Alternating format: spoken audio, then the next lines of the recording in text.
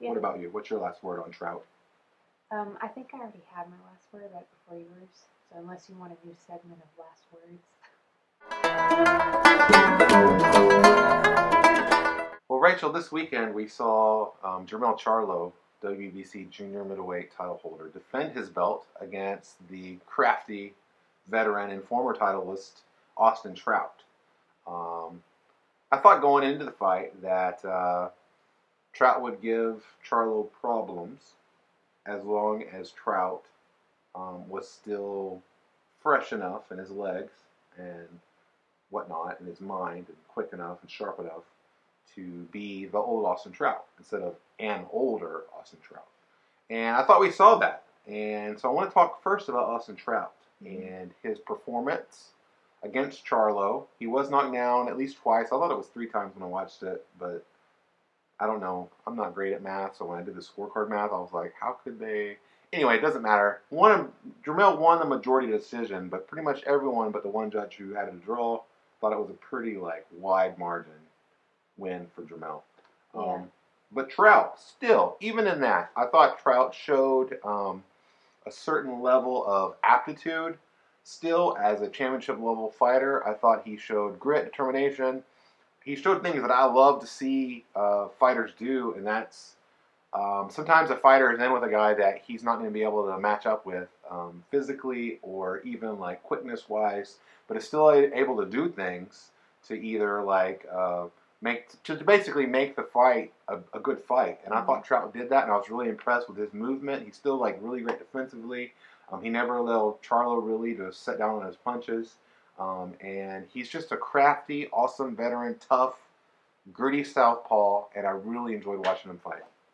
Yeah, I agree. I also enjoyed watching Trout fight, and I kind of think that maybe because he is older and so he's lacking some endurance and stamina that he would need to win a fight. But I thought his age actually helped to highlight some of his skill and craftiness in the ring. So it was something I could really that I saw last night that I thought gave Charlo trouble. And he also,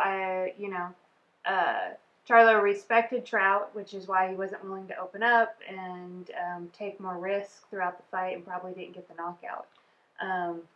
Let's talk about 2 guys that Trout gave a lot more problems than Charlo, and that's Miguel Cotto, who Trout won a decision against a few years back, and also Canelo Alvarez, who eked out a decision against Austin Trout. Now, obviously, Cotto was a little older at the time. Still a huge upset. Canelo was still on his way up. I think Canelo's a better fighter now, but still, that kind of shows the level of fighter I think that Austin Trout has always been, and even continues today with his performance against Charlo and the fight before that. He gave Jarrett Hurd. He was beating Jarrett Hurd the first half of the fight. He just ran out of gas, ran out of legs. Hurd is so gigantic. So what would you like to see from Trout going forward? Well, I liked Trout's post-fight interview, and he said, he's not done.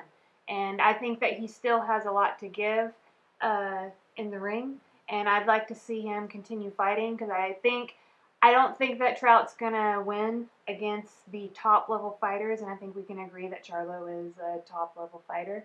But I think that Trout has a lot to give fighters like that. I think that was a really good fight for Charlo for his continued progression and knowledge and intelligence in the ring. And I think that Trout can still rack up some wins against other contenders who need to figure out where they sit in the list of all fighters. So yeah, for Austin Trout moving forward, I really want to see him against other upper echelon fighters. Yeah. One guy who comes to mind is WBO title holder Jaime Munguia. That would give Munguia a good opponent for him to fight, kind of test where he's at. But isn't at the same level of danger, in my opinion, as an Erislandy Lara, right? Now you would say, does Trout deserve what would be a 3rd title shot in a row? Do you think he deserves that, or is boxing really about deserves anyway? Well, boxing's not about deserves.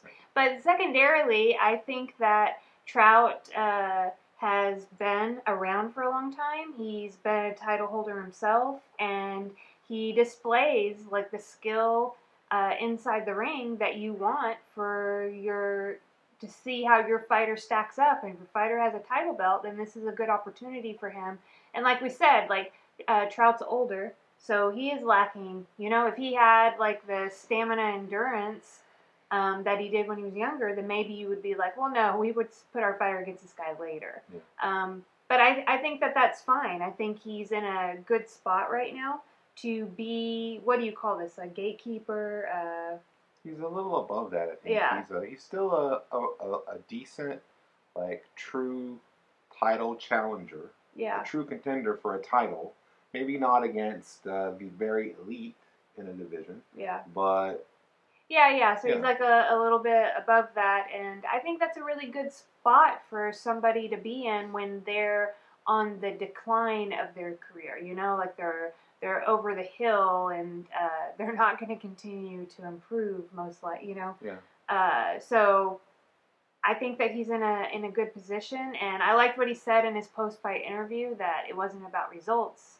Basically, it was about like him, what he did in the fight. He's taken risk and things like that. He kind of went into a comparison thing, went on a little tangent about, you know, how he takes risk and others don't. Regardless, I liked the focus not being on results, but just being about what you can do if you want. He still has a lot to give to boxing, and I think that he's in a good position. I want to see him fight other fighters. My last word on Austin Trout is that not only do I enjoy watching Austin Trout fight, even when he's losing, I enjoy watching him fight because he's always trying to win. He's always trying to do the things that he needs to do to be successful. Mm-hmm. But I like what Trout represents just as a human being, in that he's a class guy. You know, like he's never involved in any antics like Adrian Broner or, I don't know, whoever else you want to say. We always bust on Adrian Broner, but he's just a good example of the kind of fighter who gets a lot of opportunities that I wish got less. And Austin Trout, here's a guy, I'm glad he gets so many opportunities, and I hope he gets more.